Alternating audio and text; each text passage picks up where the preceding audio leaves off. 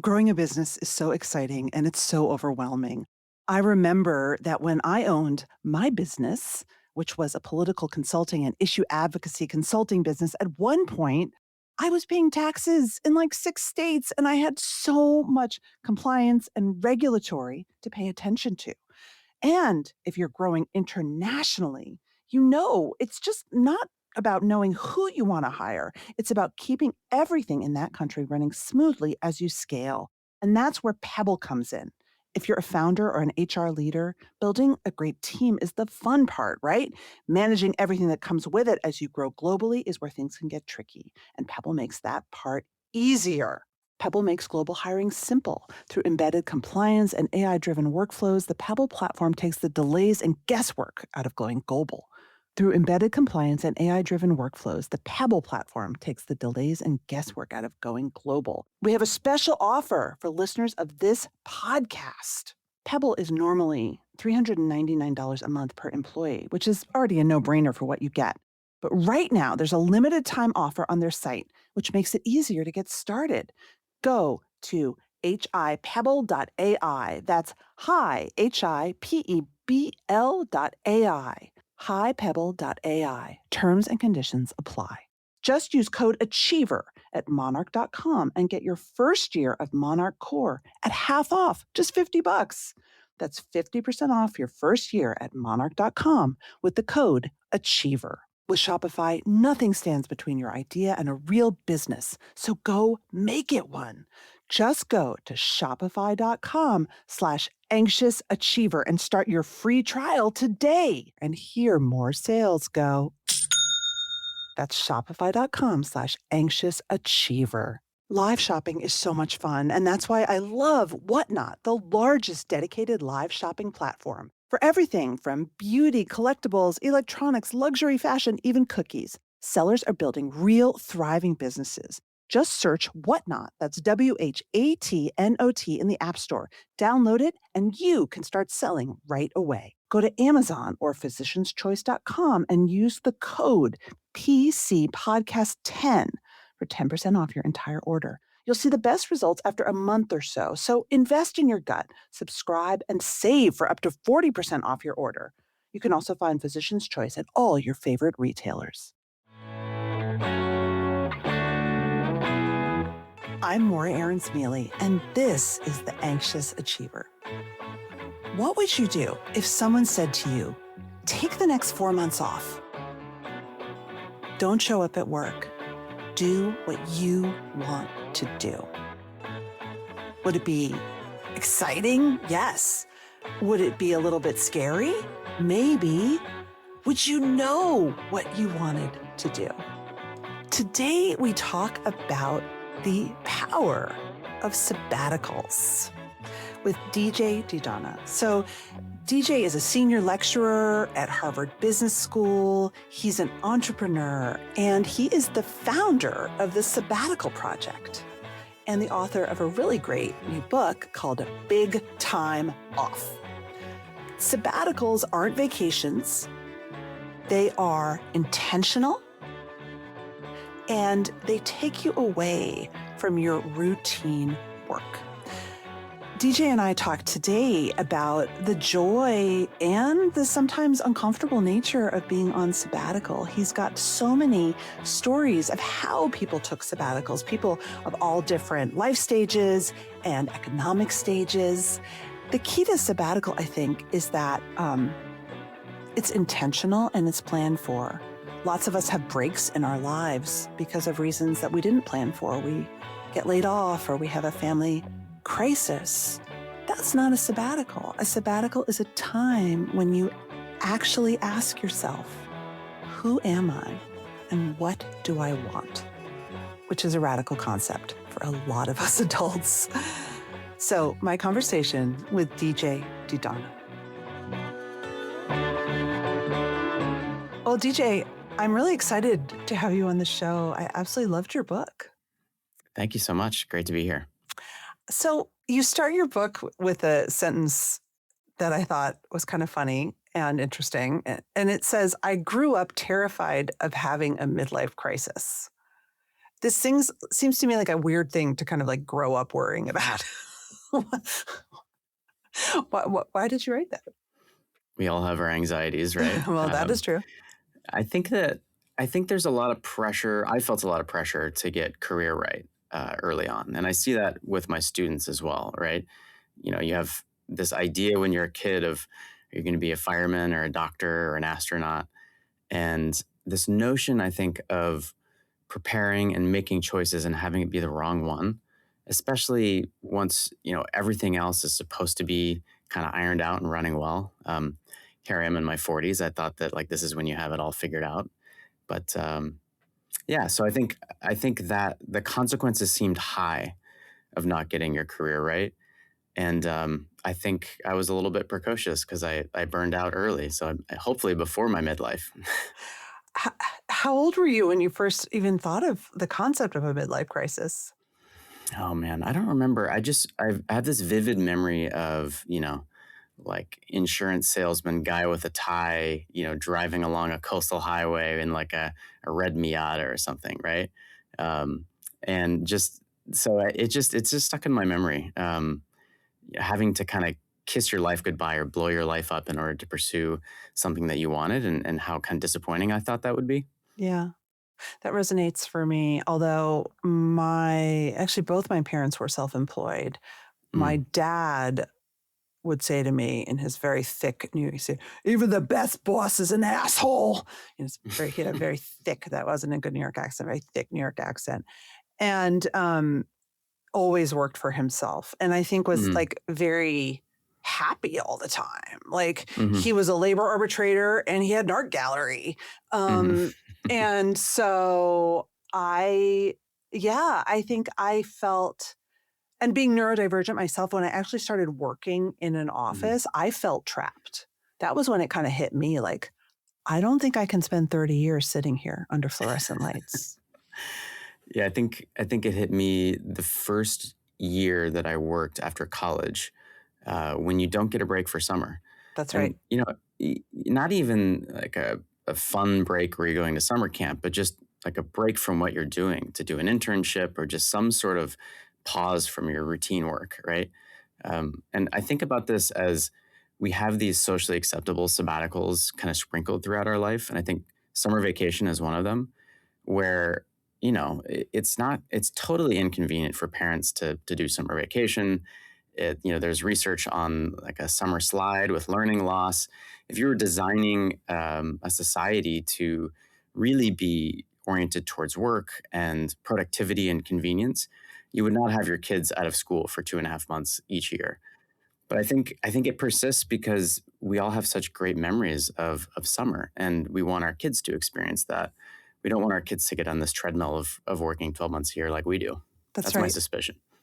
That's interesting. I never thought about, like, because yeah, summer vacation is very inconvenient. I think that what I liked about your book so much was the sense that a sabbatical can create renewal in so many different ways, but it's not fun and easy all the time. Um, and I think that what I've learned from interviewing so many people who work really hard is that work doesn't have to be fun and easy either, but it Mm, has to feel a little bit like it's in our control and right. like we're going to get a break at some point. It's a light at the end of the tunnel, right? I mean, I think that in no way am I advocating that everyone goes off on sabbatical for the rest of their life. I think it provides a little bit of a light at the end of the tunnel. Again, I talk to my students. I think that these kind of mid-career degrees or early career degrees like the MBA is a really socially acceptable sabbatical where you can work for a few years, 10 years, and look forward to an inflection point where you can reassess, where you can heal, explore, try things on, and then re-enter the workforce. But after something like that, or if you don't go to that kind of grad school, there's no more inflection points. And so you either have to create them yourself or wait until unfortunately something bad happens that foists you into that sabbatical land, which, in our research, we found about 2/3 of folks enter into a sabbatical by a profoundly negative event. So relationship crisis, health crisis, job crisis. And so that's not how you want to get there. No. Okay, so I want you to tell a little bit of your story, but first, let's just define what a sabbatical is. So the word sabbatical has no real definition. I think my understanding is that people use it because it lends credibility and prestige to a pretty scary, uncertain countercultural activity.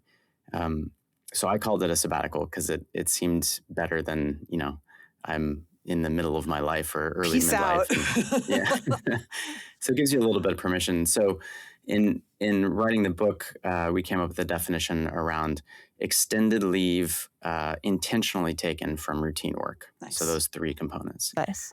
Extended meaning hopefully at least 2 months, preferably 4 to 6. Intentional doesn't mean that that's how you get there into sabbatical land, but once you're there, once you're off of routine work, you stay there. Mhm. So, our tendency if we lose a job or if we leave something is to immediately try to find something to replace it. And so what we're asking is kind of a disconnection and boundaries from that to just live in that liminal space, that space between. And then the routine work piece, a lot of folks end up doing something that feels to many like work on their sabbatical, Mm, whether it's trying to write a book or, even getting yoga teacher, scuba certified, right. You have experimenting with. a fun case study of someone who builds an app that gets really successful. Totally, totally. And I think that's actually really relevant in the age of AI here is when do you have time to experiment with things when you're so busy with the urgent in your life? Yeah. How can you actually upskill or just think creatively when everything's so busy and everything's so chaotic? So that's how I think about the definition of a sabbatical. And I think it's a pretty big tent, Mm. and it's not what I think people normally think of when they think of a sabbatical. What do you think of this concept? I've heard some younger people. They say I'm fun employed right now. Mhm. I love the sentiment, right? I think that that's new in the sense that can you actually enjoy that space between? Right. I used to think about when I would apply to schools or something. When you send the application out, there's nothing more you can do. And so you can either worry during that time or you can try to enjoy yourself. Like you're not getting that time back. And so similarly, I think um, taking that time to actually heal, to recover, to take it less seriously and have confidence that you will get a job is a superpower. It's Mhm. it's very difficult to cultivate, and it's not possible for all folks. But having that confidence is pretty special. Well, it's the ultimate superpower sitting in the uncertain. Hmm. Now, you built a really successful company. You're traveling all over the world, doing all kinds of cool things. And then, as you tell it, you were 33, I think, Hmm. and you sort of had a crucible moment on a plane in the middle of the night. So tell us a little bit about your company, your growth as an entrepreneur, and then what happened. I really wanted to do something that helped people, that was global in nature and was entrepreneurial. Hmm. And I found these professors at Harvard who had done research helping to enable access to finance to entrepreneurs in emerging markets. And so when I found that and helped them write a business plan and turn it into a company, I felt like I'd hit the jackpot. It checked all the boxes How that I old were you wanted. when this all happened? 27. Wow. Yeah. Yeah, so we started that company, and I packed my suitcases and moved to South Africa, and spent 7 years basically living, traveling, working in emerging markets. Our company was based in Peru. I traveled and worked to probably 20 countries or something. And so it was one of those situations where I felt pretty confident that I had avoided the fate of my convertible driving protagonist from the beginning. I did exactly what I wanted to do, and it was helping people. Our company had great culture. And just at some point, and it was probably more of a slide than a particular moment, I was no longer happy and no longer satisfied. So there's the push of burnout and dissatisfaction, and there was also the pull of just wanting to do some stuff in my life that there was never time for. Hmm. So I felt like things like investigating my spiritual path, I felt were important but never urgent, or at least I didn't give it the time, based on the importance that I felt. Hmm. If I was looking back at my life, right? Can I ask you just a quick question here? So Mhm. tell us about the years from college to age 27. Like, what were you doing? I I ended up in this kind of interesting entrepreneurial fellowship in the state of Indiana. So Mhm. they try to fight brain drain by matching, recent grads with executives at startups. This is back in 2005. So Wow. joining a startup wasn't necessarily the coolest thing to do, and especially a startup in Indianapolis, Indiana. But it was an amazing group of people called the Orr Fellows. And so we got access to the highest level of these fast growing companies. I worked for a company called Angie's List. And I Yes. just got to see this and be a part of this rocket ship from 30 people to 350 people in 2 years. I started a company on the side that failed. And I figured, if I want to do this myself, I need a little bit more training because I studied philosophy in undergrad. And so I decided to get my MBA. And I did that because the founders of Angie's List were all Harvard Business School graduates. So it wasn't something that I had on my radar. And so when I entered into Harvard Business School, I was set on trying to do something that helped people and was global and fast growth. So Wow. So your it was 20s a it were was spent in a blur of startups and studying and lots of achieving, it sounds like. total blur, total achievement mindset. And yeah, it was incredible, right? And I felt like I was kind of on a roll.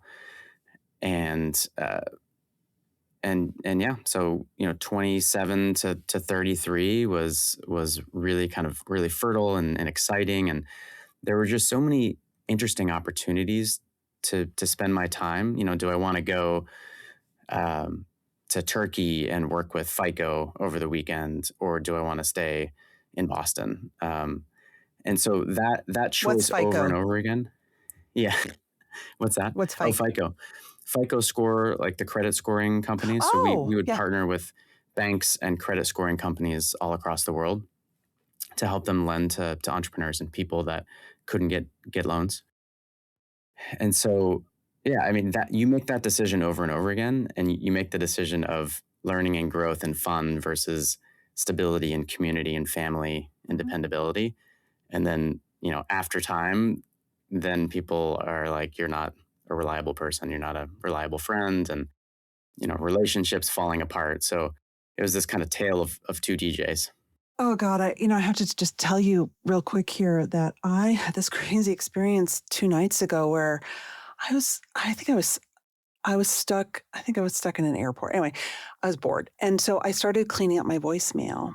And I had, I found three voicemails that I had kept from when Mm, my children were probably 4 and 5. And they called me and they had said, Mommy, I miss you. When are you coming home? mm, And I mean, this is a long time ago now. So I mhm, kept them all these years. And I mean, I'm about to cry just thinking about it. And I thought, oh my God, you mhm, know, when I think of all, because I was totally like that. It was like, so and so wants to talk in Cincinnati about a potential contract tomorrow. I'm on a plane. Like, can you fill in last minute to speak to this audience in mhm, California? Absolutely. And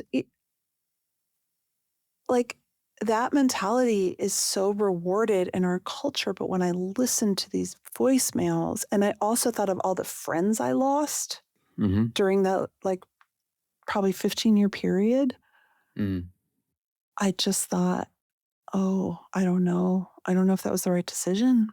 mhm. I think that we have to learn these lessons practically. We have Mm, to learn them by experience. I talk about, I think, an Aristotelian concept of metis. So, having to experience it yourself, learning by doing, as opposed to conceptually. I that's mean, right. everyone knows conceptually you should spend time with Of family and course. friends and not get, overwhelmed by work and that kind of thing. And that's part of this thing is I think we either need to be yanked out of that soup that we're existing in, or we need to intentionally plan um, a, a, a momentary escape from the scale of your entire life. If you take 6 months off, over the course of 40-year working career, it's a rounding error. It's 1.5%. It's not that much. Okay, back to you.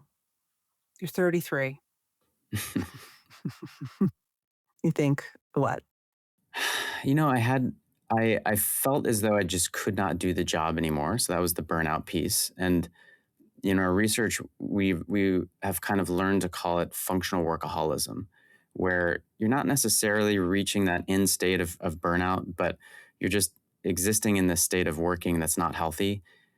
But you also, really don't have the awareness of that. It's just kind of that's life. And so many people that we studied had stomach ulcers or trigger fingers or insomnia.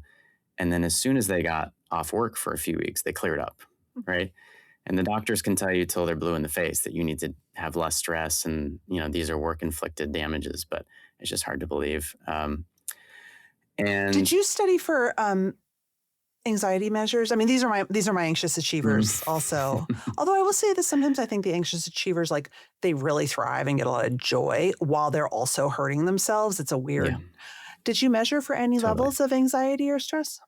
I didn't. I'd done some talk therapy at that point, but again, how do you schedule meetings with therapists when you're Oh no, flying I all mean over the in your place? research. In your research. Oh, Like when you yeah. said that their health got better, did you measure for any mental health? No, no. It would be We were. awesome to do that. I know. I mean, my next study is going to be more pre-post, right? So we were just talking to people from the perspective of I had taken this sabbatical, but Mhm. pre-post, so seeing how people are, because I get to witness this firsthand, Right. right? People come to me, they want to take a Right. sabbatical. You're the They guy. think they know this was not my intention to be the sabbatical guy, but here we are. Um, they come to me beforehand, and I can see this transformation. So yeah, mental health measures, also biomarkers. Mhm. So I look at my own, for example, biomarkers outside of the teaching semester versus inside of it, Oh, and interesting. it's just bananas, Yeah. the impact of stress. So I'm excited to do that study. So coming up, stay tuned. Throw in an anxiety scale for me, will you? Absolutely, I would be so absolutely. excited. So that's how I was kind of feeling, and it took I'd subletted my apartment. I'd worked with my co-founders to clear a few months off, but with every startup, and I'm sure most lives, there's always something right around the corner that will prevent you from leaving your life. Mhm. I had the privilege to not have dependents. I was kind of on my own, and so I could make a lot of independent decisions. I think people don't get to do at all times in their life. And I had officiated my best friend's wedding, and they were taking the family to New Zealand, where he was from, and they invited me along. So kind of like their second wedding, go explore New Zealand. And that was the call that I needed to, like, okay, let's just go. I had no intention to go to New Zealand. Let's just go and see what happens. And so that's how it started. I bought a ukulele, which is kind of ridiculous. It's this little ridiculous instrument. I grew up playing guitar and singing, and um, I brought it with me, and wrote some songs, performed in bars where no one would ever know who I was. Did my first 10-day silent meditation retreat, and spent a lot of time in my head wondering if I'd made the wrong decision, and looking back to see what, like, where had I gone wrong? Why was I not feeling excited about my work? And then just to make that environment even more all consuming, I did a 6-week walking pilgrimage in Japan, where you're just in your head all the time. And so it was exploring my kind of desire to investigate the spiritual side, um, and do something physically demanding. And yeah, it was a lot of kind of self reflection, and then also I think a bit of grieving once I realized that I like what I'm doing. We're making a positive impact, but it's just not consistent with the kind of life that I want to have. Oh, that grief is powerful, isn't it? I think that's why a lot of us avoid stopping. Hmm. Sometimes you're in the mood, for some jewelry, for a treat, but you don't want to spend a fortune.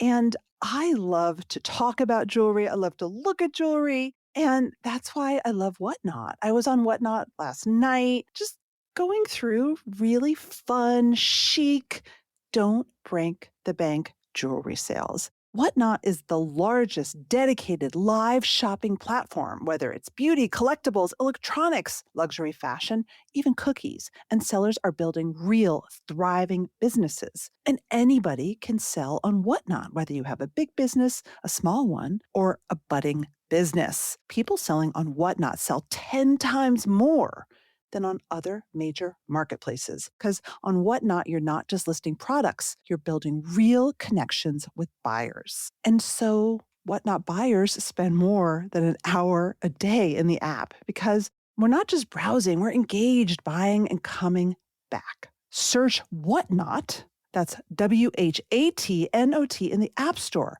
You can download it and you can start selling right away. That's Whatnot in the App Store. Download it, and you can start selling, engaging with customers, and selling more. If you've been sitting on a business idea, Shopify makes it easy to make it happen. There's everything you need to start selling. It's included and ready from day one. So it's planting season. I'm a big gardener. I have been buying a lot of seeds. I buy seeds from this wonderful website called Renee's Garden. And Renee's Garden uses Shopify. I use the Shop Pay app, I check out, and then when I want to come back very soon, which I always do because I forgot a kind of seed, it's easy for me to check out with my information securely saved. I like to think about how do you start an heirloom seed company? It's so beautiful. And clearly, it works with Shopify's help. Shopify powers millions of businesses worldwide, from household names like Mattel and Gymshark to small businesses, and my favorite, Renee's Garden. With Shopify, nothing stands between your idea and a real business. So go make it one. Just go to shopify.com/anxious achiever and start your free trial today. That's shopify.com/anxious achiever. You know, me and a lot of my friends were in perimenopause and we feel bloated and sluggish and constipated often, right? And I thought all that was normal until I started taking a probiotic, right? And I love Physician's Choice. Better health really does start in the gut. And that's why I'm going to tell you about Physician's Choice 60 billion probiotic. It's the simplest thing I can do. It's one capsule a day. What I love, it's not just one strain of probiotic, it's 10 different strains, all in one simple daily capsule, and it survives stomach acid, getting where it needs to go. Listen, you don't have to be in perimenopause to want better digestive health. You'll feel better, you'll have more energy. And Physician's Choice is the #1 best-selling probiotic on Amazon for a reason. It has more than 140,000 reviews, so don't just take my word for it. It supports gut, immune, and digestive health to feel less bloated, less gassy, more regular, and lighter. It's developed with a team of doctors. It's the Physician's Choice. And it's made in the USA with a no-questions 60-day money-back guarantee. Go to Amazon or physicianschoice.com and use the code PCPodcast10 for 10% off your entire order. That's PCPodcast10 for 10% off. You'll see the best results after a month or so. So invest in your gut, subscribe, and save for up to 40% off your order. You can also find Physician's Choice at all your favorite retailers. Okay, and actually, your book has a really fascinating chapter on pilgrimage, which Mhm. I loved. I'm just going to stop here. Obviously, I agree with you, and nothing would make me happier than to do everything you just said. But I would imagine that you encounter cynics who are like, oh my God, I don't need to know about his Eat, Pray, Love era. you Mhm. know, um, that's really not how we do things. What do you say to them? You know, I think there's the rational brain, right? There's the concerns about how do I logistically make this work? How do I financially afford it? What do I do with the responsibilities I have, be they people or mortgage? Hmm. Um, and then I think there's this kind of imaginative childhood brain of what's possible, what do I want in my life. Why am I afraid to re-examine that at various times? Um, the first one, I've got advice on that as far as almost no one can afford, logistically or financially to take a sabbatical tomorrow. right? But, what are you doing in 2032? Uh, right. And so if you start planning 6 years in advance, 5, 10 years, whatever it takes, financially you can make it work. Logistically, it just becomes part of your life, right? Um, and so it becomes much more possible. So I try to encourage people to think far enough out in the future that they actually have no idea what they're doing and plan towards it. Hmm. If people of all financial abilities, socioeconomic levels, who it's something important to them and they plan 10 years ahead. And, Wow. it's like a life defining memory for them and their children if they have them. But it takes a lot of effort to do, right? As far as convincing the kind of imaginative childlike side, it's really helping people try to get down into the depths. I think about it as like archaeology, right? Mm. Like, what did you used to love doing? What was important to you? Um, Elizabeth Gilbert talks about like passions are intimidating, but curiosities can be a little bit easier to think about. So like, what are you curious about? What would you want to experiment with? And then the external search is more an explorer, right? Mhm. What are places that would inspire you? What's on your bucket list to travel to? And so I think of it as a seed where we found in our research that knowing someone who has taken a sabbatical or just hearing sabbatical stories is a great predictor of being people feeling like they can do it, giving permission and inspiration to take off themselves. So I just try to get people into that imaginative space and think from the perspective of you're retired, you're a grandparent, your grandkids are on your knees, and you tell them what the story of your life was. What do you wish you would have done? Exactly. And then do it, right? I mean, life is chaotic. I don't think it's going to get any easier, like either in the outside climate or inside of our busy lives. So, Yeah, and to your point about the storytelling, as I read your book, I reflected on all the people in my life who've taken sabbaticals. mm, A lot of them wouldn't have called them that. So, my hmm husband's family, he grew up in a very religious world. Almost all of them did some sort of mission work with their hmm church. So the church would send them somewhere. hmm Um, that's a sabbatical in a way. I mean, you're working, but you're away. It fits your three definitions. hmm Um, I realized that I had prepared and taken for a sabbatical when I was 26. I had ooh, I ran marketing for Europe's second largest online travel company, hmm extremely demanding job, very prestigious, very exciting. And my mother got breast cancer, and I kind of had this moment. I guess it was my quarter life crisis. And I thought, mm, I'm going to go live in Africa for 6 months. And hmm, I saved for a year. And then hmm I realized that I had done that when I was 23. I had also, my best friend was in the Peace Corps in Africa. And I had said to my boss, peace out. I'll be back in 4 weeks, which was yeah, ballsy. Um, I have friends who've taken sabbaticals. I think hmm that people, like you said, they take executive education. That's not hmm long enough. Um, so I think that it's actually when we think about our own lives and our friends, it's not as radical a concept um, as we think. It doesn't have to be about your eat, pray, love era. yeah, So I love how you layer it. And I want to bring up a book that I think you probably like a lot, a book that I love, Transitions by William hmm Bridges. yep, it's right And behind me. is it? hmm And you bring in um, the concept of rites of passage hmm and liminal space, and how liminal space, I mean, this was Bridges, can can power transition in a way that we can't plan for no matter how we try. hmm Talk about that. Yeah. So for those that are unfamiliar, liminal space is kind of the space between two things, right? Maybe two identities, two places. In every religious tradition, folks are existing in a liminal space, right? Like 40 days in the desert, sitting under the Bodhi tree. And, you know, what happens is, and this was during my sabbatical as well, is the liminal space is very uncomfortable. We like having an identity. We really dislike having a vacuum of an identity. I mean, what do you tell people you're doing if you've quit your job, but you're not looking for a job and you're off for months at a time? It's really difficult.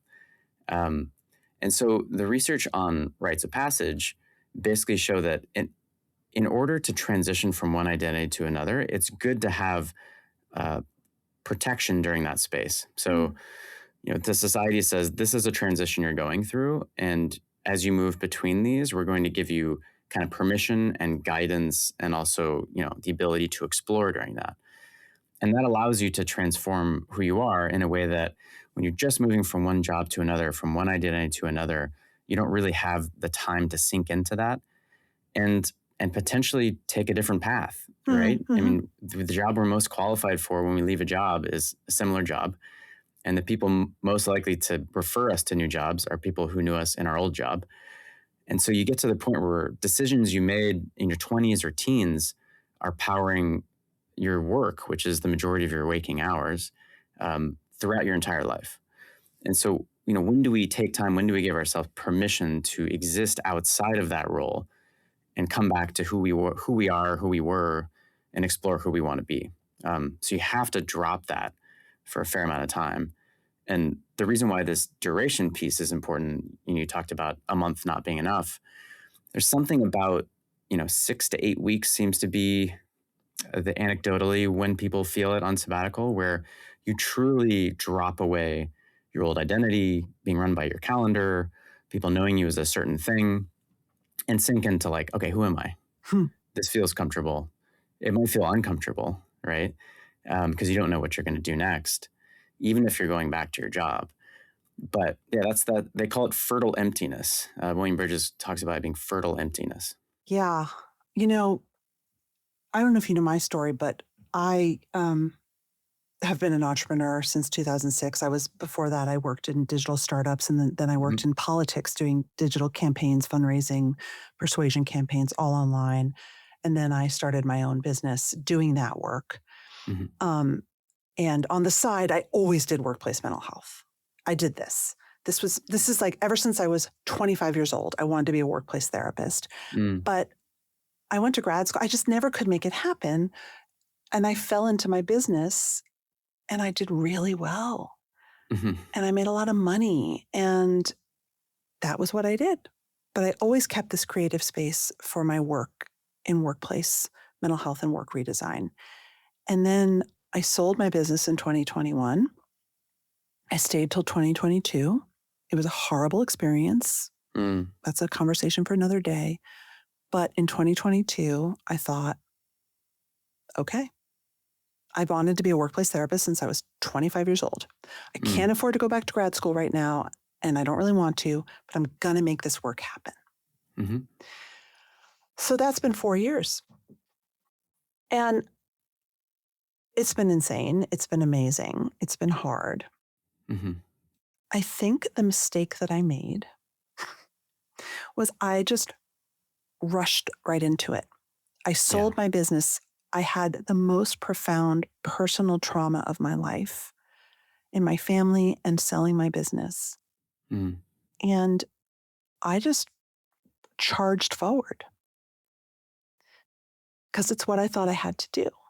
mm-hmm. And now 4 years later, I'm like, oh my God, I needed that space. And I think I have to take it. Yeah, But we are so, especially when we're successful, like I had kind of the golden egg figured out for a long time. And I thought that the next chapter would be just as easy. mm-hmm, It just has not been. yeah. And it's just been really hard. I think that the number one thing I end up doing with especially high achievers, and I talk about multiple archetypes of sabbatical takers in the Yes. book. Talk about And I that. think this achiever archetype. So, there's the achiever, the explorer, and the seeker, right? The achiever is this person who's like, I'm going to swap out this work activity for a work like activity. Exactly. Still counts, right? They're writing a book, like working on helping a friend start a company.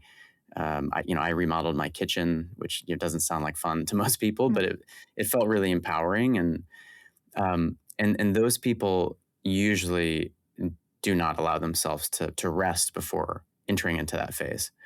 And so they're running on adrenaline. They're excited because they've chosen something that matters to them. So this task is intrinsically motivated, That's right?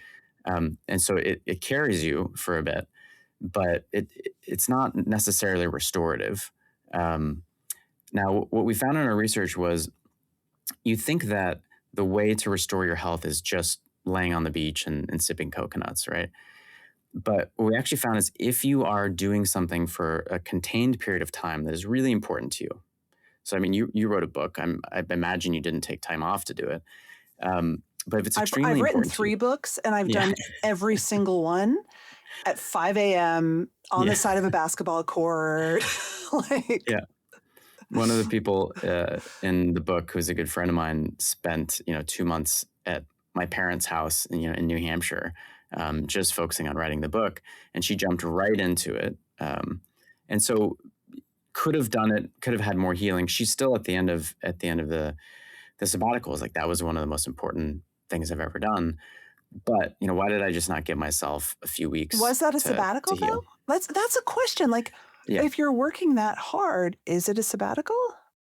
So, the reason I think that it is because people are swapping out work that they might like, but someone else is directing, Mhm, and takes up a ton of time and space and feels a little bit trapping mhm. with something that's really important to them that's time bound. Yeah, Like a job is you're doing it from now until whenever, right? right. When you're doing something that's more project based, or if it's from a place of exploration. So you mentioned the person that wrote an app on their sabbatical. They divided their time into the three buckets. They were spending time with family. They brought their two kids to live on an island, off the coast of Norway, and a third of the time on himself. So healing, being creative, getting outside, and a third of his time on creative projects. And so he built an iPhone app to help kind of convert text to speech. This was 10 years ago or so, and it was really about digging back into his passions growing up and experimenting, tinkering. And so most people would say like, you built an app, in the basement on your sabbatical, but for him it was really empowering. And he had gotten to the point where he was leading technology teams, but not actually getting to put his fingers in it. And Yes. that actually turned out to be a job afterwards. But that was a choice for him, and he actually gave himself the summers off, designed the company so he could have summers off with his kids because it was so impactful to spend time with his kids. And his wife is a teacher, and so he was like, I don't want to miss these next 5-6 years with my kids over the summer. I want to have more of these experiences. I just So, wanna interject here because I think what you're talking about him especially, right? He had a craft, but as a leader and a manager, he didn't get to do mm, it. Craft is a big theme on this show. mm, Craft is my passion. mm, My craft is writing and telling stories, and, I think that that's a piece that I hear from people all the time, mm, is that they get so senior, they don't get to practice the craft that they love totally. and mastered. Hmm. Yeah, that person, Winston, actually was inspired to take a sabbatical by this designer, Stefan Sagmeister. So he Mm, has, if you type in sabbatical, he's got this, TED talk with millions of views. And he would shut down his design firm every 7 years and, pay everyone to kind of go and do whatever they wanted to. And so he spent time in Bali, and it was really just trying to get that creativity back and, not having any pressure on it, just being creative, making art, that kind of thing. And it turned into, more projects when he got back because as a creative person, I don't think you can just go, 100 miles an hour forever, right? And there's no fount of inspiration. There's no, creativity. You start to get kind of like focused in what you've been doing versus really kind of expansive dissociative thinking. yeah, yeah. Okay, let's talk about the other 2 archetypes. We talked about achievers. Yeah. So the explorer, wants to see the world, wants to see what's out there, either geographically or, experimenting inside their community, volunteering, just really doesn't have necessarily an agenda like an achiever would. And you see a lot of these folks, especially early in their life, which is gap years and exposing yourself to all these amazing things about the world and trying to figure out what to do. But also you see it in folks who, one of the folks we interviewed, Jeanette, she had this idea that she wanted to be a world traveler and she wanted to see all these countries. And then she looked at her calendar and was like, oh my gosh, like I'm in my mid 30s. I've always wanted this to be my identity, and it's not. Um, so taking some kind of agency to do that, right? Um, and then I think the risk that an explorer has is missing the things right under their nose, Hmm. right? Mhm. And so I remember I was in Turkey talking to FICO and different banks, and I was talking to folks about going to see Rumi's birthplace, the Oh, Sufi poet. cool. Yes, I've done that. And there was some festival, and I was trying to figure out the logistics, and they were like, that like one of the most famous kind of Sufi retreat centers is 90 minutes from Boston, right? Is that And right? so, yeah, and so there's just these things where you think that you need to go on some exotic adventure Yeah. in order to expand your horizons, but really some of the coolest stories are, you know, I hear from people just saying being able to go and visit the cafe and read the newspaper or a book, being able to take their kids on like a solo, if you have multiple kids on a solo weekend trip, just things that are memorable but don't have to be, expensive and incredibly difficult to do. And then there's the seeker, which is, I was kind of like half explorer, half seeker, which is instead of exploring outwardly, you're exploring inward. So what do you want to do? Who are you? Where are you on a spiritual journey? Where are you on a relational journey to friends and family and partners? Who do you want to be? And just really doing that kind of self discovery and discernment. So, again, I talk to my students around you when you apply to college and grad school, you're forced to do these essays where you kind of talk about what you want to do, what your biggest mistakes were, where you see yourself in 5 years. And of course, someone's looking at those. And so you can say something like, oh, I just work too hard. And, that's my biggest problem. But if you're doing it on your own, if you're doing annual reflections, if you're kind of applying to your life for the next 4 years, if you're not doing that, who's making the decisions and who's kind of steering the ship. Yeah. So I really encourage like that reflection and that self discernment. And I think it's a lot easier when the noise dies down and you're doing something of your own volition. You're healed, right? You're out of your head and into your body, ideally doing something kind of tactile or physical to kind of detox. That's right. My oldest child is graduating from high school a year from now. And I really want to go on a family trip. I find family trips are just so precious. The kids will never forget it. And they're expensive. And so I am planning with Monarch. Monarch is the personal finance app that tracks everything: accounts, investments, saving goals, and spending. You can get your first year of Monarch Core for half off. That's just $50 with the promo code Achiever. Monarch's personal finance app monitors your money. But the thing that I love most about it is that it helps you plan ahead.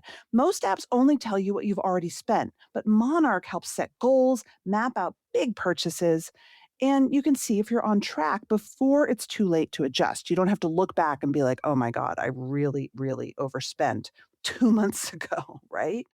There are AI insights that help you spot things you wouldn't even think to look for. And you can get a heads up on what's happening with your money with the AI weekly recap. It flags spending spikes, net worth shifts. Those are usually nice, maybe not in the stock market, and upcoming expenses. Just use code Achiever at monarch.com and get your first year of Monarch Core at half off, just $50. That's 50% off your first year at monarch.com with the code Achiever. There are two questions I want to ask you, though, that I think are like practical. The first question is about permission. Mm. So you and I probably know lots of people who have the money and the ability probably to take a sabbatical, but they can't give themselves permission.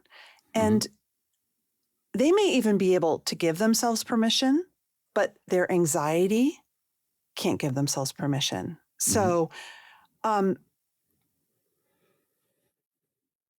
how do you, if you've been an achiever your whole life, or if you've grown up in a family, I mean, let's talk about family values, Hmm.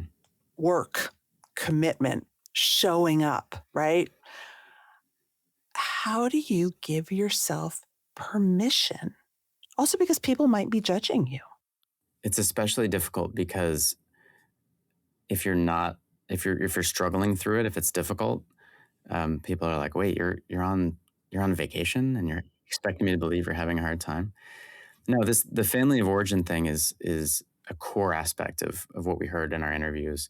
I mean, I grew up in a family with a fair amount of financial instability, and so the concept of taking time off, of not knowing what you're going to do next, and this kind of, it's called like a protean career, where like you're responsible for your career, you're responsible for making sure you have the energy to do it, you're responsible for making sure you have the qualifications, updating that, over time. Um, and so that need, I think, is intimidating, but it's the reality, right? And so, I think one way you get permission is by talking to people and finding an exemplar. Hmm. So someone like you, someone where they had similar circumstances to be able to take time off. That's why I started the research under this sabbatical project, which I call it, where it's kind of creating community. It's bringing people together, with coaches and things like that, right? Um, and then I think the other thing is looking inwards and really trying to reflect on, I think, what David Brooks called eulogy values, of like, what do you want your life to have been, looking backwards, right, from your funeral, and thinking about the stakes there. Like, it's very easy to just put your head down, work, not pick your head up, and then you do so, and you realize that you spent your entire life on something that wasn't your choice, or without giving yourself the permission and flexibility to do it. So really trying to imagine the consequences of not doing it, Mm-hmm. and also sharing in the joy of people who have done it. So it depends on if you need like negative reinforcement or positive. I bet it's also really helpful, and I speak from experience, to, before you go on sabbatical, well before you go, develop some sort of mindfulness practice, go to therapy, Hmm. build cognitive behavioral skills to deal with your anxiety in the moment. Hmm. My experience is, I mean, as an entrepreneur, I've been very fortunate to give myself chunks of time off, not a sabbatical, but like, 3 weeks. Hmm. And the hardest challenge was turning off my own anxiety Right. and my own guilt and my own inner shaming. And the only way I've been able to do that is through developing mindfulness skills and distress tolerance skills, through modalities like DBT and Hmm. acceptance and commitment therapy and CBT. I'm curious if that was a theme that came up or what you think about that. Absolutely. I mean, my sabbatical was a journey through meditation, right? And Mm-hmm. I think that, a lot of people struggle to, the busier you are, the more difficult it is for most people to do those types of things. And so, ironically, when you need it the most, it's the most difficult, right? Carving out time to learn those skills. And so you get into a little bit of a vicious cycle. And so I think developing those skills as much as you can to have the clarity of mind, to give yourself permission around, yeah, I'm thinking about this big scary thing, but like, really, what's the worst that can happen? Mm-hmm. And can I look around in my life for examples of people where not only did the worst thing not happen, but an incredible thing happened? Or can I look around my life for examples of people who like waited and waited until retirement, and then retirement never came, or retirement came for them, but then their partner fell ill. So these kind of, I think about a sabbatical as regret insurance, right? Mm, Like doing the things that you would regret not doing, that's at the end of your beautiful. life. Regret insurance. But I think also, I mean, I think the difference also is that we can know all that intellectually. But on a Hmm. Tuesday morning, when we turn on our phone and we see a headline about the stock market or Hmm. layoffs, it floods us. Hmm. Um, so we need skills in that moment to get back on track, Yeah. which leads me to another question, which is, one of the things that you talk about in the book is that sabbaticals can feel really uncomfortable. Hmm. And they aren't all, joy and walks on the beach, as you said. They can be boring, they can be filled with anxiety, and they can be uncomfortable. Hmm. Talk about why is that good? Is that essential? Is that a Yeah. bummer? I think it goes back to liminal space, right? Yeah. Also if you think, biologically, physiologically, mentally, hard work is what you need in order to change, right? Hmm. You work your muscles out so that they can break down and build back better.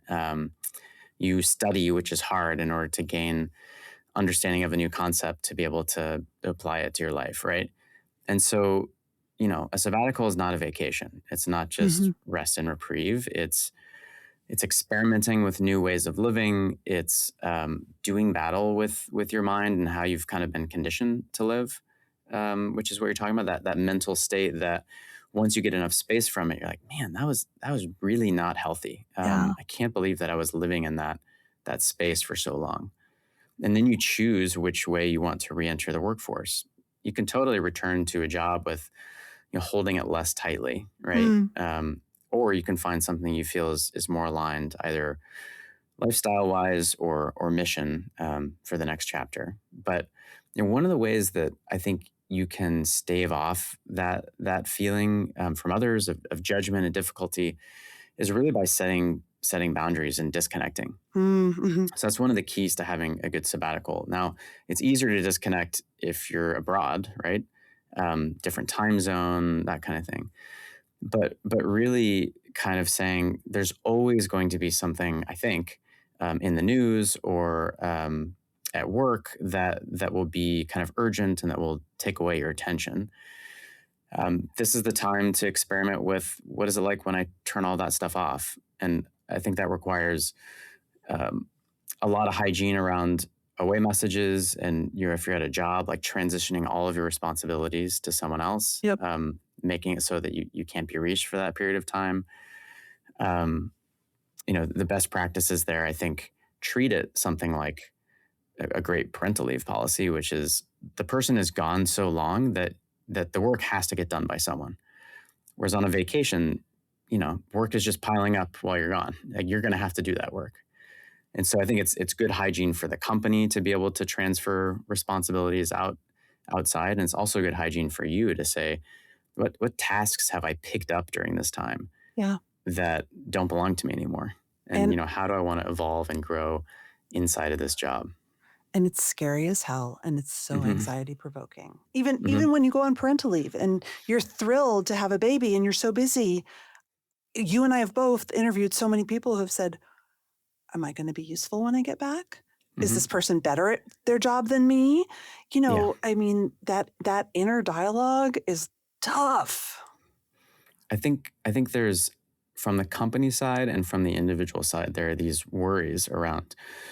From a company side, if this person leaves for a period of time, will they never come back? Or if this person leaves for a period of time, will we get the work done? Right. Hmm. And from the conversations I've had in the companies I've studied, it's not really the case. I think the pros far outweigh the cons. First of all, That's most good. people return to their job, especially if the company gives them a sabbatical policy. Yeah. Um, and the counterfactual, like, you have to compare apples to apples. It's not like if they don't take a sabbatical, they'll stay forever working at the same pace, right? People leave, people get burnt out. Um, and when you're able as a company to replace people's responsibilities when they leave, um, analyze what people were doing, it helps you, especially as a leader, make the company resilient, right? Like, a lot of companies suffer from key person risk. That's not a great way to run an organization. So it might be short term inconvenient. So is parental leave, but Hmm. for the most part, and that journey has been long. We as humans have said this is a thing that we value enough to have, like, a little bit of inconvenience. Um, for the people who remain. Mhm. And really, like, parental leave isn't even accessible to everybody, right? So a sabbatical can be accessible to everyone, whether they choose to have kids or not. And it also is actually, parental leave is not a sabbatical. It's not restful. You're Um, about to find out. yeah, exactly. Exactly. So that's from the company side. I think from the individual side, people are worried, am I replaceable? The answer is yes, right? Everyone's replaceable. Fair enough. There's Fair right. enough. But I think what people come back with is more confidence in themselves Mhm. because they've done something hard. They've done something that isn't the predominant story in our culture. They survived and they even thrived. You come back with more energy, more creativity that you can apply to your work. You come back with a better self understanding so you can create boundaries. And, so that can either come back at the company you left, or if you leave the company, or if you don't have a company sabbatical policy, which is the majority of people at this point, it gives you confidence around the next chapter, like more Yeah. clarity about what to do. So I think you can definitely view it from a negative perspective around what's the worst that can happen. What I'm trying to do is tell this other story around time off as an investment, not as an escape. Oh, I love that so much. Um, I want to go back to the connectivity piece. I was, Mhm. as I was reading, I was laughing because, like I said, I took sabbaticals, mini sabbaticals, and one really long. I went to live in Southern Africa for Mhm. many months at some point, and was not able to really be in touch that well because it was a long time Mhm. ago. And a few years ago, 2019, my mom, my son, and I went on safari in Tanzania for 2 weeks, and was like, I was running my own company. I'm gone. Everyone's cool, Mhm. and I didn't have good connectivity. But at some point, I turned on my phone in the Ngorongoro crater to take Mhm. photos, and I had 5 bars. Yeah. Perfect reception because it was like, Yeah. must have been something about being in the crater. I don't know. And it was like an assault of Yeah. messages. I mean, literally, I'll never forget that moment, like looking at a beautiful elephant and then just my phone just burning Yeah. up. It's really hard Mhm. to escape in this world. Totally. It's so hard. Yeah, I mean, listen, you can literally flick your thumb and come up with, 17 reasons to be anxious, whether it's the stories from the world, stories from your work. So I think it requires a lot of discipline, right? Yeah. But this is why people go on retreat. Yeah. They go on retreat to get away from it all. And I think if you can do that, and if you can prepare the organization for your departure, just like we do with parental leave, like you have advance warning, right? Um, then I think the benefits far outweigh the costs. And when was the last time that you spent more than a week or a few days without your phone? It's becoming such the water that we swim in that, Hmm. um, and even navigating when you're abroad, like how would you get around without I a know. map, right? And then so it's a gateway drug to using the rest of your phone. So definitely a challenge, but I think if you can experiment with small ways to do it, right? So what would a 5-day meditation retreat look like? What would walking 5 days of the Appalachian Trail, and just really sink into how does this feel? How would it feel to do a longer break? Can you batch all of your vacation days so you get 2 or 3 weeks in a year and Hmm. put them all together so that you kind of get a taste for that? And inevitably you say, this is just not long enough. And then that's kind of how you tiptoe your way into sabbatical land. Yeah. I mean, I think I think what I hear you saying is that the skills that you build being on sabbatical, Hmm. the identity that you might develop, the muscles that you might develop are powerful well beyond the time that the sabbatical ends. Wouldn't we all love to be able to have discernment over our phone? Hmm. And you got to learn somehow. Yeah, it's not, the world's not going to do it for you, That's right? right. And we have enough evidence, I think, of that so far. Yeah, one observation from our research is that people think about their sabbaticals in terms of the level of importance of peak life experiences. So wedding day, birth of their kid. I mean, it's amazing if you think about it, right? Like to have something that you can choose to do, hopefully, right? Mhm. Hopefully you don't end up in sabbatical land from a negative catalyst, but something you choose to do that will put a mark on your entire life. Um, you get to choose it. You get to figure out the timing. And if you don't do it, it's just not there, right? I mean, how many people live with those sorts of regrets? So, like I said, look at your calendar in 2033, start saving up, let your imagination run wild of what you would do. Ask people in your community, when have you seen me the happiest? What kind of things, did I used to do?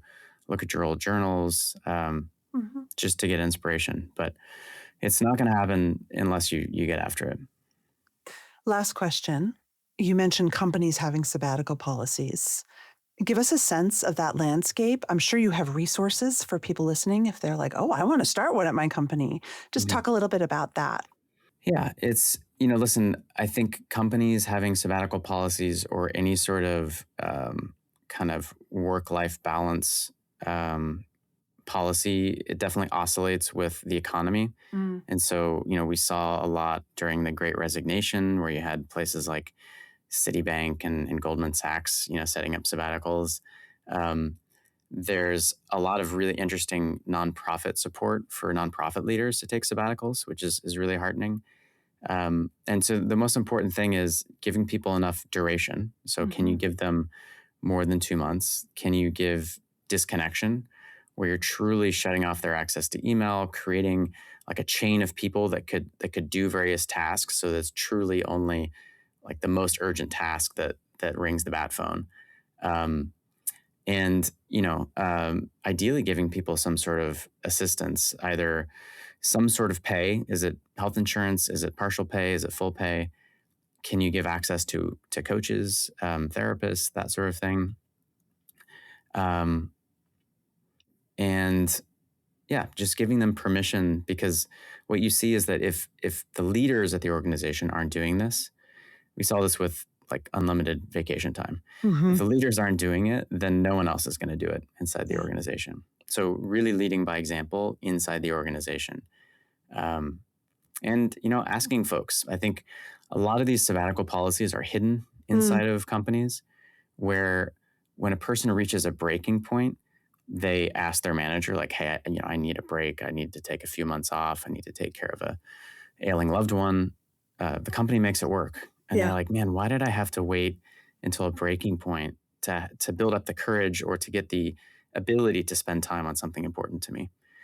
So I think if you can have courage to ask around inside the organization and ask someone if it's possible, more often than not, I think you'll be surprised. But we have a long way to go. I think it's Yeah. it's around changing and updating that story around work and time off and what you have permission to do.